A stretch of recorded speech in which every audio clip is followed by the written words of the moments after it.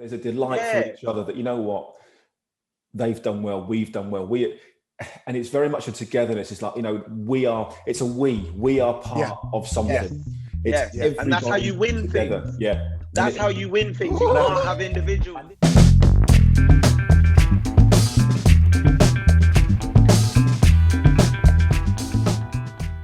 Let's be honest. If we don't get to the final now, as much as we're praising Southgate and this England team, it's failure. If we don't get to the final, when we got Ukraine next for a place in the semis, and then a chance to play either the winner of Denmark and Czech Republic, who we've beaten already, surely, Danny, I'm going to bring this to you. It's failure if we don't get to the final now. Ukraine have beaten some good sides. Don't make the disclaimers, Danny. Don't make the disclaimers. I'm not having that. Czech Republic. Of course, it'd be disappointed. I don't think you can see it as failure, because you could quite easily go out and England could play unbelievably well. The goalkeeper could have a worldie. You hit the post, you hit the crossbar, and all of a sudden there's a slip at the other end, or something happens, or you go 1-0 down in the first half, and then, you know, strange things happen in football. You know, we've seen it time and time again. Nobody expected France, you know, to go out after, you know, going 3-1 up. You know, it happens. That's failure. You know, when you're in a winning position with 10 minutes to go, and you don't see the game out, that's failure. You know, they're all Portugal going out. You know, that's failure. You know, at that stage. But England going out to Ukraine in the quarterfinals, it would be the biggest come down. Of course it would. After beating Germany, without a shadow of a doubt, and I don't disagree with that. But then suddenly, you know, even if you get to a semi-final, you have to start looking at those teams and say, well, hang on a minute, these teams deserve to be there. You know, they're no mugs. You know, any team in the semi-final of a European competition or world competition has to be a good side. They're there for a reason. They've not. Do they, Dan? Just to counter that though, are they? I mean, you look at the other side of the draw. And all the bad boys, all the big boys are there, right? I mean, Italy are over there, Portugal were over there, France were over there. This side's a bit nice. But they've lost to better teams. That's what you have to look at it. France are out because they weren't good enough to beat Switzerland. So therefore, Switzerland were better than France. Yeah, but Danny, it's also, I'm with you as well, but it's also margins. Like, you know, Mbappe missing that penalty. And this is the thing with England. I will say, I'm with you. Switzerland missed one as well, though, don't forget. They did, to be fair. But I'm with you, Ade. I think they have to beat the Ukraine now. This is where you have to go on and do it, because you've got to look at it and go, all right, like you said, we're in the favourable side of the tournament, but also the semi-finals at Wembley. The final is at Wembley. You're probably going to get the highest numbers you've had in the tournament at Wembley in terms of fans. You're not going to get a better chance. When we won the World Cup, it was on home soil. Okay, that was the last time we won a trophy. Oh, you're right, Craig. So now this is it. We have to make it happen this time. When the crowd is behind you, it's a massive bonus. It's absolutely huge. There are, I think, in the past there have been disadvantages to that. You know, when things aren't going so well in the crowd, you get the oohs and the ahs and the boos and all those types of things, and that can be quite damaging. But I don't think this young team has that pressure. And I think when you look at the performance last night, for the young players that played in that game, it was incredibly professional. It was incredibly mature, the way that they played. I think you mentioned Declan Rice getting a booking in the first minute and then was immaculate after that. Calvin Phillips has had one season in the Premier League. It's crazy. So, and they're both on a booking against Germany, against Kroos, Goretzka, Thomas Muller in there. And they've managed the game unbelievably well. So they don't pick up another booking. You know, and we know that Calvin Phillips likes to tackle. We know that he likes to put a foot in. So, you know, Bukayo Saka, you know, the maturity in his performance, you know, absolutely outstanding. So I think, you know, we have to give these... Dan, interesting. Sorry to interrupt you there, Dan. Interesting, you talk about Calvin Phillips and Declan Rice. Obviously, now they're booking away from missing potentially a semi-final. I've been there, mate, don't worry. I've been there. Go on. Knowing that, then, does he bring Jordan Henderson in? No. To the fold now? Does he let both of them just go and play? I got booked against Denmark in the round of 16 in the World Cup in 2002. And obviously then going into a quarter-final against Brazil, you know, when you've got Ronaldinho, Rivaldo, Ronaldo, and Roberto Carlos on my side of the pitch. Good That's a white flag job. That's a wave the white flag. That's insane. Chances are I'm picking up a booking in that. You cannot go out there with that mentality. I think Granit Xhaka misses the quarterfinal, doesn't he? Because he picked up a booking. And he continued to play during that game and played very, very well. Not sure where that performance came from. I don't think any Arsenal fan has seen that in the last couple of seasons. But no, you go out there and play. If you pick up a booking, you pick up a booking. You just have to deal with that. Neither player they'll be thinking about it now, and they'll be thinking about leading up to the game. But once that game kicks off, they will play exactly the same way. And if they have to make a tackle, they'll make it. Because you don't go into a tackle thinking, I'm going to miss the tackle and I might pick up a booking. You always go in thinking, well, I'm going to win the ball. So generally in this day and age, unless it's a real cynical one, a booking's pretty much accidental. So I think those two players will stay in there. I think they've got a real good understanding of each other, a real good relationship. Gareth may go back to a back four. And that means possibly that, Calvin Phillips can play a little bit more forward. Does Mason Mount come back in? Grealish is up for a start. Saka's in there still. There are lots of different options. So don't be surprised, I think, if Gareth tweaks the team, the formation again. Craig, it's crazy, right? I mean, Foden, the person that dyed the hair before the tournament, Paul Gascoigne, was going to light up the tournament. Now Foden's probably sort of biting his fingernails thinking, am I going to come back in, right? Because Saka has, like you say, played well. What does he do, you think, against Ukraine? Do you think he brings Foden back in? Do you think he brings Mount back in? Obviously, was self-isolation, but could have been picked yesterday. What do you think he does in terms of setup?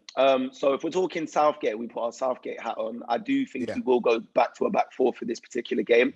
Obviously, no disrespect to Ukraine, but they're not Germany. I think he will definitely put a number 10 back in the side. And if I had to pick a player, I think he'd go for Mason Mount. He loves Mason Mount. Managers in general love Mason Mount. And people used to come with this thing, he's a teacher's pet, or he's he's Lampard's guy. Well, he was Lampard's. Exactly, he was Lampard's guy, but Tuchel came in and he became Tuchel's guy. He's been Southgate's guy. So that screams to me, he's a great player. Managers know what he brings to the side.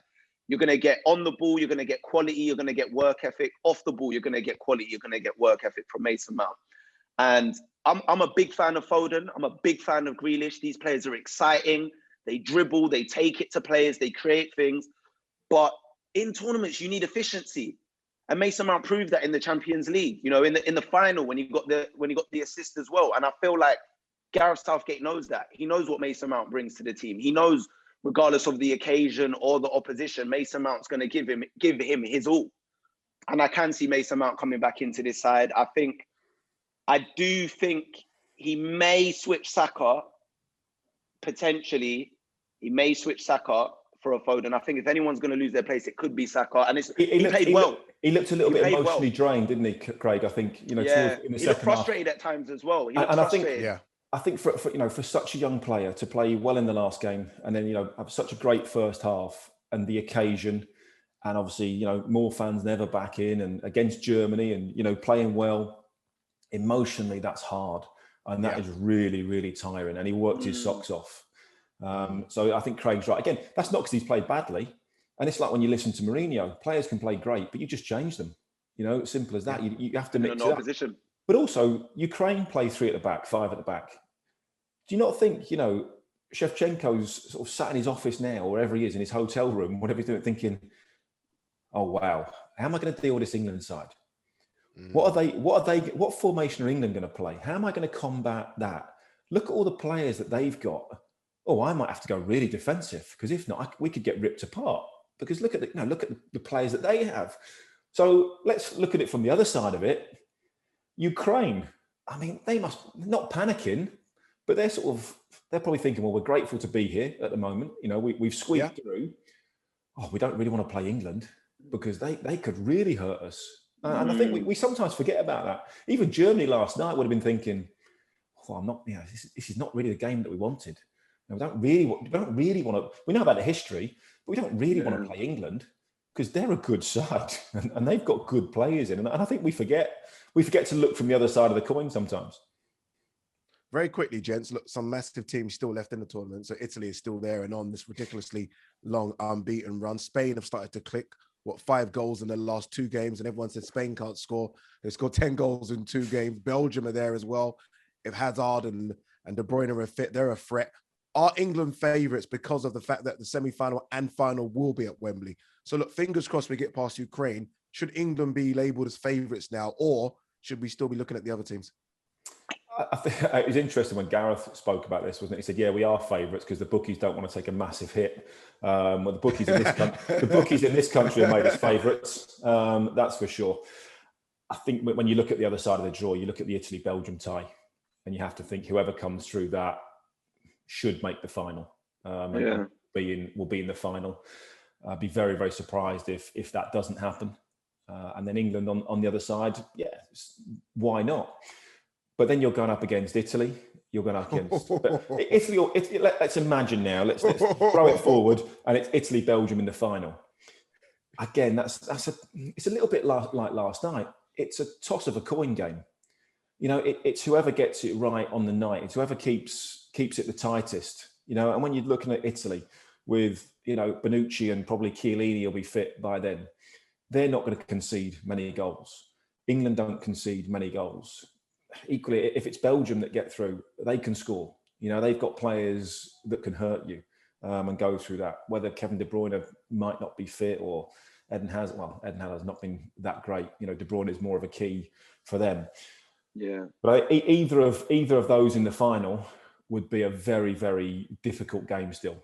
But I mean, if England can get to a final, who knows? You know, it's just a one-off game, isn't it? You know, you're going to need a little bit of luck to get to that final, to win that final. But there's no reason. I think England have shown there's no fear, you know, and I think this is the biggest thing that these England players have got.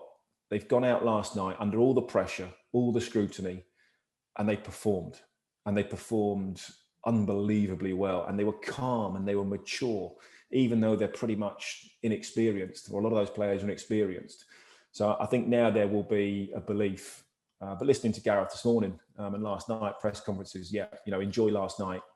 Now we're back at it. You know, we're back on it. And I think people forget that Gareth's been through Euro 96, France 98, obviously in 2002, where he never played, never kicked a ball. He's had all these experiences. He's had experiences of a sort of almost success, of heartbreak with a penalty shootout, of going to a tournament and not playing.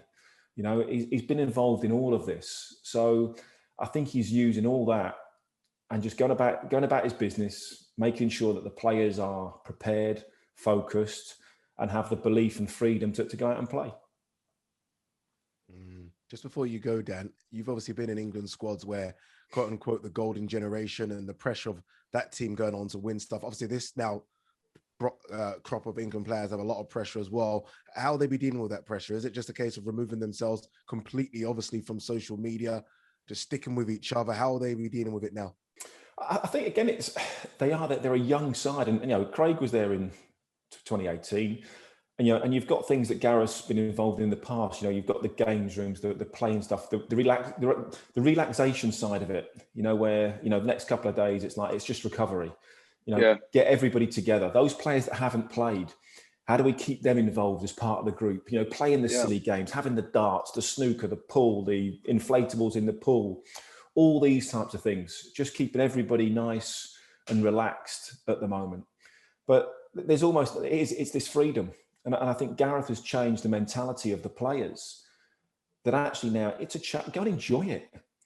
You know, and he can say with total honesty and experience, look, lads, I know what it's like to be the nation's villain.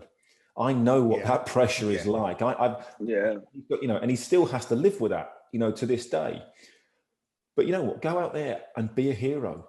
Go out there and play your hearts out. Give it everything you've got, because you're good players. You know, we know these players have got fantastic ability. So I think he's given them a belief and a confidence to be themselves. I think in the past, we've seen England managers try and shoehorn the so-called best players into a team just because they're the best players, but they're playing out of position. and it hasn't really worked. I think Gareth is going, you know what? Every single player on that pitch last night and in this squad, he's not asking them to do anything that they haven't done before. He's not asking them to be anything different.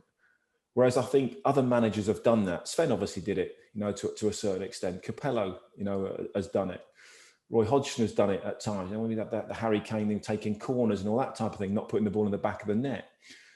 I think Gareth said, look, this is what I've got. These great players, young players that I've got. Just go and play. Do you know what? Just following on from that, I saw that at full time as well. That kind of, he celebrated by the bench, and then even all the subs, he kind of gave all of them a real embrace. Yeah. He walked on the field. He gave Jack Grealish a proper embrace. I saw it. He said something in his ear, hugged him, kind of like, I don't know. I'm assuming, but it seemed like, I told you, listen to me. Come on, you've changed the game. Do you know what I mean? He's been that guy, Craig. Wait 1 second, Dan. Did he give Jadon Sancho a hug? Did anyone see that? He did. He got that on film, yeah? He got that on film. Yeah, okay. On camera, I saw that. Yeah, he did. But again, that's an interesting one. People keep saying, oh, you've got to play Jadon Sancho. Instead of who? Who do you can't. Raheem Sterling was outstanding. Any one of them play, you can't be upset about. I've never understood. All of these attackers are good in their own right. I was speaking to people after the game last night and thinking, actually, who was England's? We all said they were all brilliant. Who was England's worst player? I'll probably put it out there. Probably Harry Kane was England's worst player. Yeah. And I know that's not saying that he was terrible, but when you look at performances, if he doesn't get the goal at the end, you probably look at it, what did Harry Kane do during the game? All right, but Danny, I have to come in, and maybe I'm a bit biased as a Spurs fan. Definitely. But very biased. But what I will say is this. Harry Kane has been very below par, and he'd probably admit that throughout this tournament. But I do feel like there are times where he has been a bit starved. And it's kind of that ultimatum of, do I drop back and then try and get the ball and like, give me the ball. But then people go, no, stay up top. But then when you stay up top and you've got Hummels around you and you've got Ginter and these guys, you kind of feel isolated. And I feel like maybe it was because they got tired towards the end. But as soon as we saw Jack Grealish come in, balls started getting whipped in a bit more. Shaw whipped the ball in. Sterling got on the end of that one. Grealish whips the ball in. Kane gets on the end of that one. I just feel like as a striker, when you don't get those creations, it does look bad on you rather than the team, because you're not touching the ball enough, you're not touching the ball, and that's all people you're right. see. He hasn't had those opportunities. He hasn't had too many chances. The one, obviously we talked about in the first half, where he needed to take that one. He should have took that first time. He was stretching for a little bit, and he tries to come back inside, and because he's stretching, the touch is a little bit heavy. You think, that's another sort of a confidence that that's going to sort of eat away at him. But Gareth leaves him on. But it wasn't a bad performance. But in terms of everybody else was absolutely outstanding. Harry Kane was quiet. But you also, Craig's right. You also have to remember, Harry Kane's a marked man. Harry Kane is one of the best, if not the best striker in the world at the moment. We're talking. Rudiger and Hummels were on him. They were on him the whole game. £150 million for one of the best strikers on the planet. So of course, teams are going to double up on him. If I'm playing against Harry Kane, my first thought is, where's Harry Kane? We're attacking, where's Harry Kane? How am I going to stop him? How do I stop him even touching the ball? I'm going to be nudging him, be in front of him. And this is what Harry Kane's, got to deal with. This is not just Premier League football. This is now dealing with some of the best defenders, most experienced defenders in the world who understand, how good he is. So of course, they're going to make it even harder for him. But I think now he's got that goal, now that's off his back, I think now we will see a slightly different lift off from Harry Kane. Lift off from England. Finally, then, guys, do we win it? Yes or no? I'll go first on this, Danny. I'll go first. We're gonna win it, I think we're gonna win it. I'm not trying to jinx it. I'm not trying to do any of that. I just have this belief. It just feels different this time. We're on home soil. Like I said, semi-final at Wembley, final at Wembley. We just played a few games at Wembley. The momentum is there, I believe, now. And I think the fans are coming back as well. Yes, full house time they come back. Exactly. And I just think what Danny said was right. I think the team spirit is the most important thing. Forget the fact that we've got players in our team that have won Champions League, Premier Leagues this season. We've got serial winners in our team. Forget all of that. It's the team spirit that looks alive to me. When Kane scored that goal, I saw all of them power on him. Not just because it's that moment we scored, and there was relief for Kane. I saw it on the other players' faces. I saw it on the subs, Jude Bellingham, Reece James. There's a delight for each other that, you know what, they've done well, we've done well. And it's very much a togetherness. It's like, you know, we are part of something. And that's how you win together. things. Yeah. That's how you win things. You can't have individuals. And you can't have individuals thinking about themselves.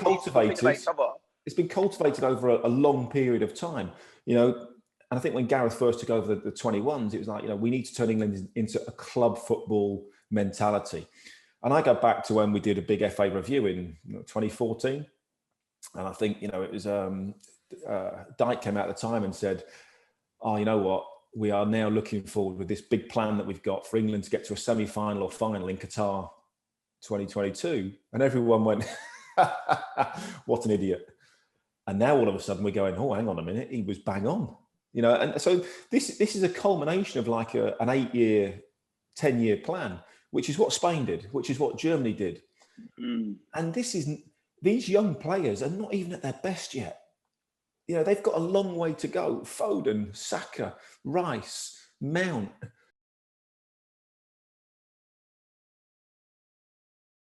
All these players now, we're going, wow. Ben White coming into it.